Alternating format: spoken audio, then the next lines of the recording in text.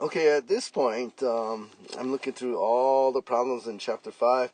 I just started looking for problems that had cool pictures. So I looked at this one, I'm like, oh, that's interesting, why don't we do this one? I picked it out, and then I read through it and started working on it. And I noticed at first, I didn't want to draw that fancy green thing. I noticed everything was on a horizontal line. And so here is the free body diagram. I kind of cheated. I didn't draw that whole, I did this thing. And then I didn't want to draw the whole thing. So I just drew a horizontal line for that green thing. Okay, at A, it says that it's pulling up with 60 newtons at A. So I just drew that in. It also says that the cam was pushing up at 125 newtons. And I'm thinking, oh, there had better be three other things. There needs to be three unknowns. And sure enough, B is a pin, and so it has a X and Y reaction. And it says that D is just pulling this spring, or pushing, and it's inclined at 30 degrees. So there we go. Once again, it just has three unknowns. And all we're going to do is use our three equilibrium equations and solve for those. I can't even remember what it asks to solve for. Basically, when I do these problems, I just solve for all three unknowns. Okay, we're summing moments about B because two of the reactions are there. It would allow us to solve for D directly. And I skipped a step here. I'll explain it a little bit. I knew that the moment of FD about B is either the force times the perpendicular distance. I couldn't figure that out, so I decided not to do that.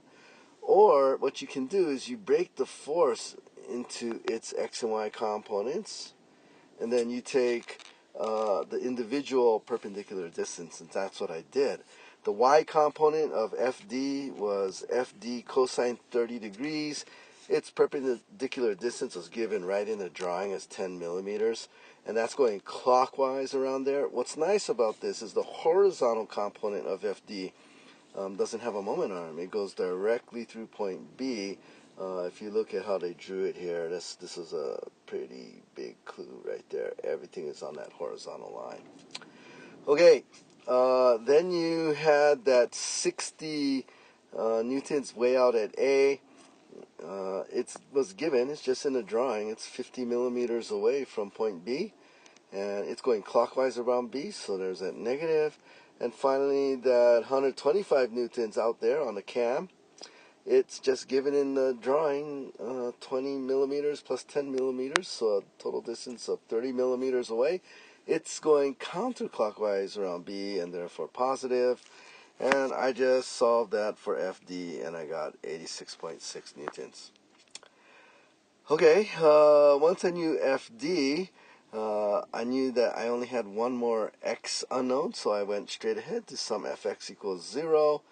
And I had the only two components in X was RBX and FD sine 30.